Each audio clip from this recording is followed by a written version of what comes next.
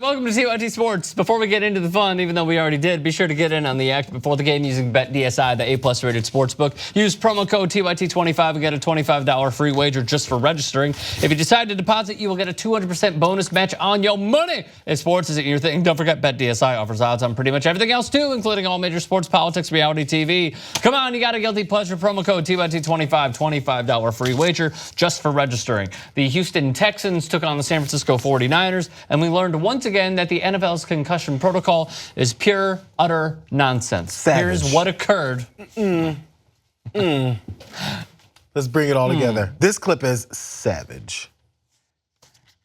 It's actually preposterous. Is that his name? Tom Preposterous. It's terrible. Sorry, I'm not laughing at the clip. No, I know you're laughing at our jokes. You got to make it clear. Not that in this good. PC world. All right, so look. That was the aftermath of a vicious hit in the end zone. Vicious hit. So here's what Andy Clayton wrote via the New York Daily News. Despite being taken to the injury tent to be evaluated, Savage came back into the game on the Texans' next possession. Savage was in the medical tent for less than 3 minutes. Chris Nowinski, PA, Dr. Nowinski, disgusted that the Houston Texans allowed Tom Savage to return to the game after 2 plays after showing these horrifying concussion signs after a head impact. I would not let my worst enemy go through the 2017 NFL sideline concussion protocol. And then one more, Mike Fisher says, watch the Tom Savage clip and tell me again the NFL truly cares about empowering the officials and protecting its players. Imagine this being your imagine this is your father, brother, son, yet he re-entered the game. A travesty. Yeah, it's well put. So hang on. So he was in the medical tent for 3 minutes after what appeared to be suffering a concussion and maybe a seizure, where he was convulsing. And yet he still went back in the game, played a series, and then they pulled him for the rest of the game in TJ Yates' game. So 2 things. To be fair to the referees, one of them stood over him and was talking to him, and he didn't have a very clear view of his hand shaking because he was standing about a half a foot from him. So he couldn't have seen that. Number 2, what do they do in these concussion tents? I have no They idea. put up, you know what they, I'm not gonna make any definite factual statement because I don't know. But the concussion tents, from what I can tell, are new this season on the sideline. From what I think can this tell, is the second year. Really? I remember Real Sports doing something last year. So the concussion tents don't allow anyone to see what they're doing. Correct. Why? What do you mean why? What is it that's happening? It's not like they're giving him a shot, or it's a medical procedure, or he's changing clothes, or anything like that. Nothing really needs to be censored, so we can't see what they're doing to help a player that just had a seizure on the field. Right.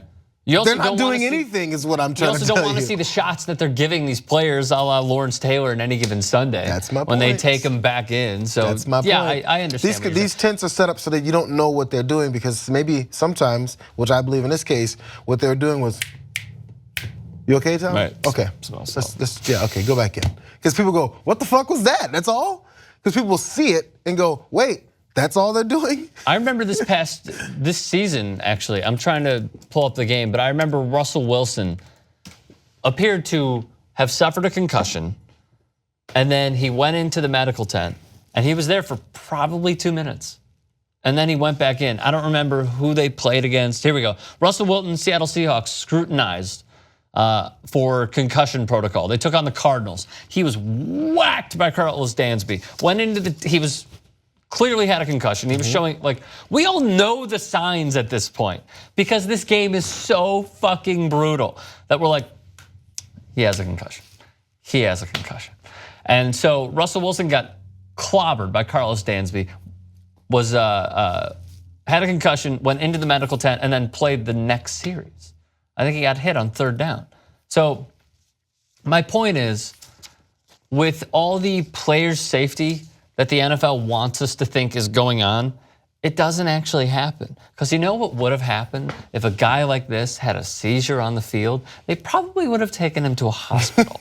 And he probably would have been diagnosed that much further than a few spotters, as Real Sports, I remember calling them, on NFL sidelines. And here's the other thing that we have to remember, okay? Are the spotters employed by the team, by the way?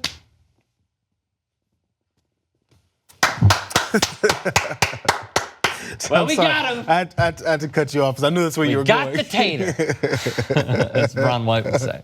So, like, Yeah, like they're employed by the NFL. So how you feel about the concussion protocol is very similar to how we should feel about Roger Goodell.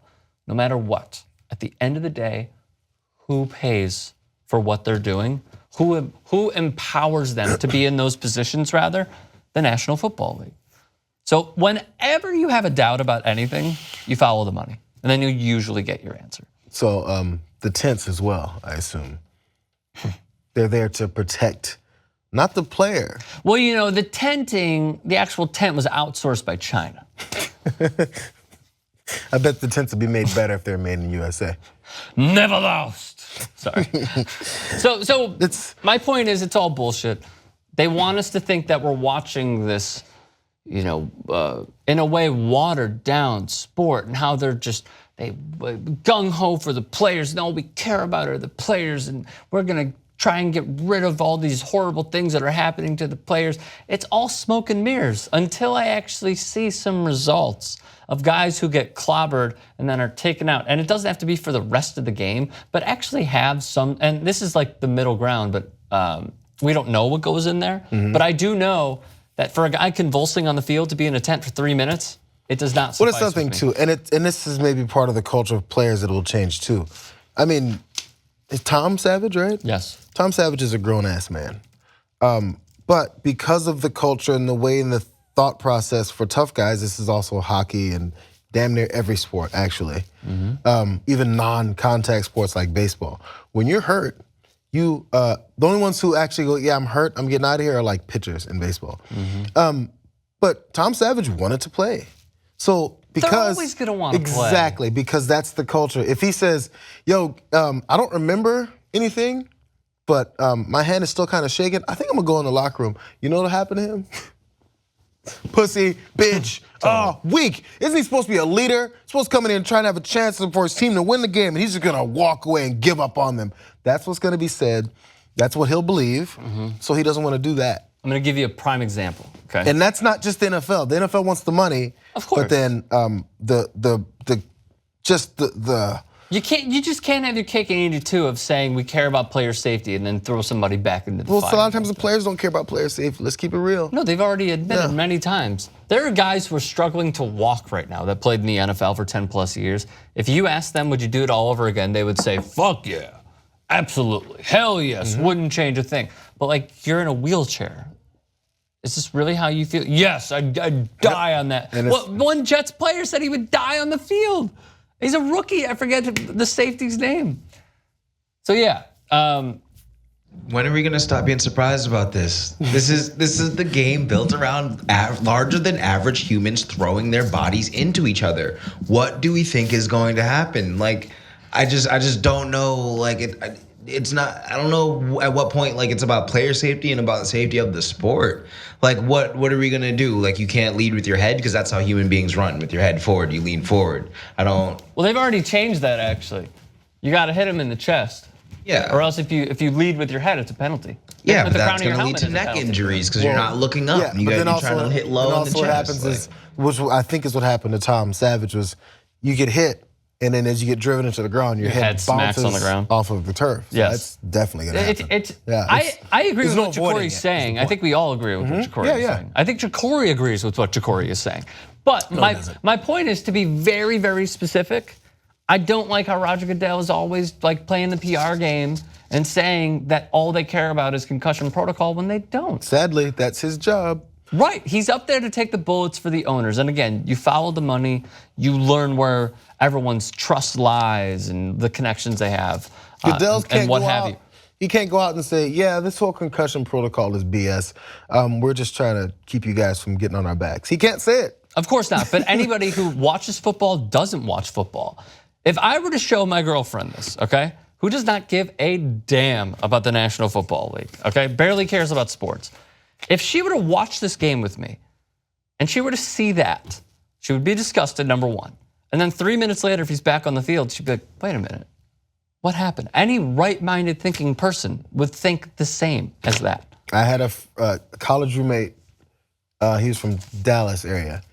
And he played football, but not in college, but he played football before. And every time there'd be a play where someone gets hurt in any kind of way, this is like in 99, 2000, he'd be like, you know, we used to always say, and it was a jokey thing, when we're at high school games, oh, he's still on the field, drag him off, throw him in the woods. That's the Texans' way of doing things, right?